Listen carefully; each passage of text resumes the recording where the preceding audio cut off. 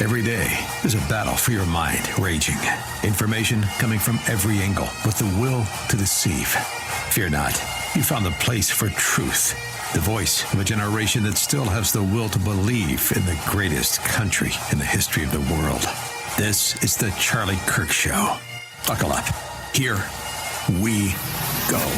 All right, welcome to the Charlie Kirk Show. Happy Monday. I'm Andrew Kolvet, executive producer of this fine show. Joined as always, well, not as always. Not You've as been a little always. hit and miss lately. As often. You've been a little joined hit and as miss. often as often as humanly possible. That would be Blake Neff, our not so secret weapon, and co-host. Here we are now. A huge breaking story this morning. If you are a fan of the Charlie Kirk Show, because it ties in. And that is, of course, a new report from New York Post. It would be Miranda Devine. She's actually going to be joining us tomorrow to discuss this in more detail. But breaking, new account linked to Thomas Matthew Crooks shows a furry fetish and transgender ideology interest, at least, referred to himself as they, them. And obviously, Thomas Matthew Crooks is the attempted assassin of President Trump in Butler, Pennsylvania. Who had we were told, no digital trail whatsoever. He's the only person under 30 in the entirety of America who had nothing about him online. But now we're finding out that there is more to it. Now, this corresponds certainly with some of the reporting that Tucker Carlson has recently done, although this they, them, and furry fetish is new. And I think why this is so eye-raising is simply because of what happened to Charlie. The alleged assassin of the monster who killed Charlie also had a furry fetish and allegedly and had a boyfriend that was trans. There certainly seems to be some of the similar ideologies that are circulating between the two instances. Yeah, well, let's lay it out here. So last week, Tucker released a video which just dived into the Thomas Crooks case. As you guys probably remember, the FBI began looking into it and essentially said, there's no manifesto, we don't have an obvious motive for what this was, and he seems to have very little online trail, and they kind of left it there. There's been repeated efforts by Congress to get more information. It hasn't really led to many places. And so what Tucker was able to do is they kind of did standard forensic work. It wasn't a leak. They got a private investigator, and he used tools that they had. They knew one of his email addresses, and then they found accounts linked to that email address. And then they were able to use Internet Archive pages and a few other things. And they found some traces of his online presence. Certainly not all of it. They found traces in 19 different profiles. The main thing they had, 19, though, was... So that, but I mean, I'm not saying that they were extensive footprints in any of these. Yeah. But to find 19... But the main thing they just had was just YouTube comments, which is a pretty low tier of internet engagement. So he had the internet comments, which showed he was making threats. They signaled that when he was pretty young, this ends in 2020 when he's 16 years old, and some of it's earlier than that. But he was saying pretty violent rhetoric, threatening rhetoric, actually against immigrants and stuff. So the FBI had framed it, he might have kind of been right-wing, motivated by anti-immigrant stuff. What they found was he'd started to turn around COVID, where he seemed to actually be very against Trump's handling of COVID. He seemed to be extremely angry about people who wouldn't mask up or people who wouldn't follow lockdowns or so it seemed. It's not totally clear. But he was suddenly changing ideologically, which is, of course, really annoying because then the trail goes cold. Now, what happened there, we're not sure. It could be he started registering for new accounts with a new email we don't know of. There's sites you can use, like 10-minute mail, to sign up for websites with a throwaway email that no one will ever link to you. There's a lot of stuff that you can do. Now, today, we have the New York Post, which essentially did the same thing Tucker did, but with the added caveat that they found his DeviantArt account. Yes. Do you know what DeviantArt is, Andrew? I do know what Do you know what DeviantArt is out there in the audience? Send us your thoughts. Freedom at CharlieKirk.com. Send us your best DeviantArt works. But here's let me, before we get to that point, right? There is an issue here. So because on July 13th, 2024. FBI Director Chris Wray told Congress that the Bureau had found nothing in Crooks' online history, that pointed to motive or political ideology. A week later, Wray's deputy Paul Abate, and I'm reading from Miranda's report here. Paul Abate told Congress that comments posted on one of Crooks' social media accounts appear to reflect anti-Semitic and anti-immigration themes to espouse political violence.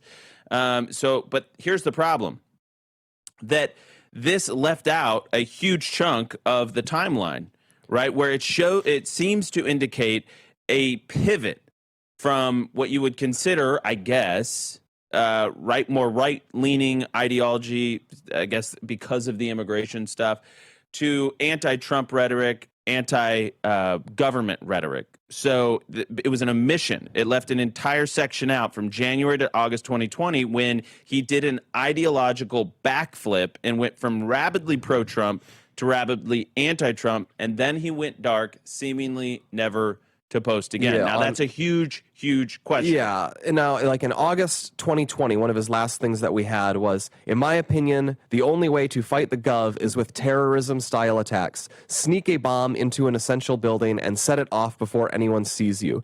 Track down any important people, politicians, military leaders, etc., and try to assassinate them.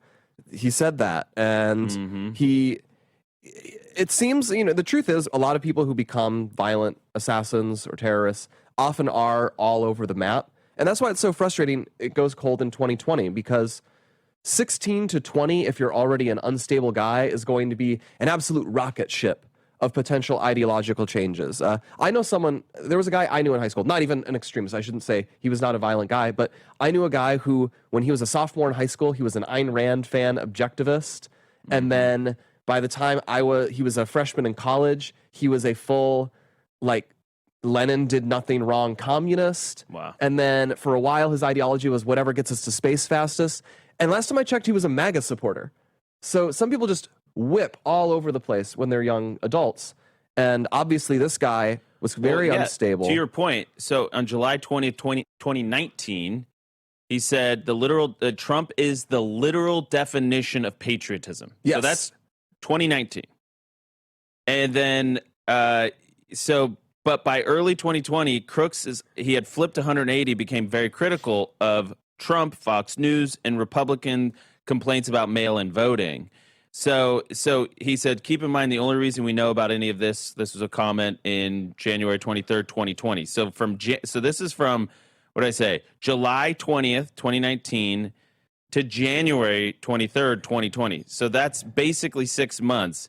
And he starts going after President Trump, calling him Trump's stupidity. Exactly. So that's a 6 month window. Yeah. And he seems to flip. People swerve. I mean, it was COVID, of course. That drove people nuts. But then, so the thing we specifically have. And then he described Trump as racist. Yeah, well. No, I know, but that's interesting. He went from anti-immigrant screeds about killing immigrants to describing Trump as racist. But anyway, what we have from the New York Post this morning, in addition to that, which they kind of reaffirmed what was on Tucker's segment, is they found the DeviantArt account, and they say, and I'm very frustrated with this, because they say he appears to have been interested in, quote, furries and exploring gender identity. First, apparently he used the pronouns they, them as his default on DeviantArt. And also, they say it had an obsession with scantily clad cartoon characters that had muscle-bound male bodies and female heads. And so apparently that's like a subgenre. There's a lot of subgenres of it. And I'm annoyed because, okay, they say that, and you'd want to know how much of there is that, because if they look at one, that's different from if they look at 100 or 1,000 or 10,000. And, it might be sort of disturbing, so you'd want to maybe censor parts of it for normal people. But I suspect a lot of people are going to want to know what the heck are we talking about here? Because as we'll get into in the next segment, if he was really deep down that rabbit hole, he's going down a rabbit hole a lot of other people who eventually become violent in the last couple of years have gone down. Well, and that's exactly it. The trans or gender confused community may be the most terrorism-prone community in the country. It's totally possible. I don't have the exact stats, but man, there's a lot of anecdotal evidence. I want to tell you really quickly about Done With Debt. When you're buried in credit card and loan debt, it's human nature to put it off and say, I'll deal with it later. But if that's you, here's a hidden fact that the debt strategy experts at Done With Debt shared with me. They've discovered a strategy that works in your favor to dramatically reduce or even erase your debt altogether. They aggressively engage everyone you owe money to, and they do it right now, this fall, and here's why. They know which lenders and credit card companies are doing year-end accounting and need to cut deals. They know which ones have year-end audits and need to get your debt completely off their books. That means you need to get started with Done With Debt now, right now, this fall. Done With Debt accomplishes without bankruptcy or new loans. You should have more money in your pocket the first month. Get started now. Go to donewithdebt.com and talk with one of their specialists for free. Visit donewithdebt.com. That is donewithdebt.com. We'll be right back with more.